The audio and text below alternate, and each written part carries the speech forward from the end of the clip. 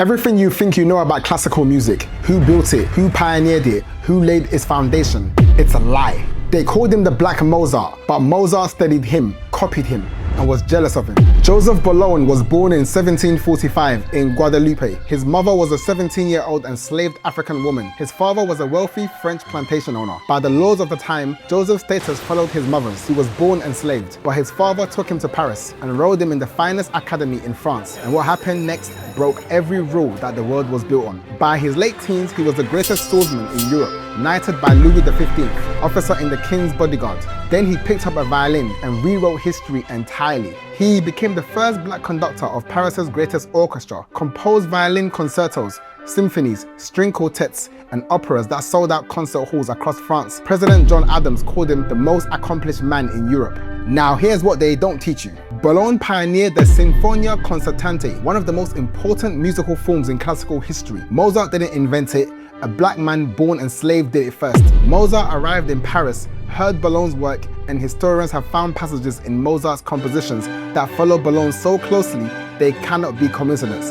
And the orchestra Bologne ran, the Concert Olympique, was the orchestra that commissioned Haydn's famous Paris symphonies. Some of the most celebrated compositions in all of classical music exist because a black man commissioned them. Haydn's Paris symphonies, Mozart's Sinfonia Concertante, both built on the foundation of a man born enslaved in the Caribbean. Then the French Revolution scattered his music. 2 centuries of classical musical history was written without his name. When he was put forward to lead the Paris Opera, the most prestigious musical position in France, 3 prima donnas petitioned the queen to block him. Their reason? Their honor could not allow them to submit to the orders of a mulatto. He was denied. He led one of the first all-black regiments in the French Revolution, fought for a country that spent his whole life telling him he didn't belong.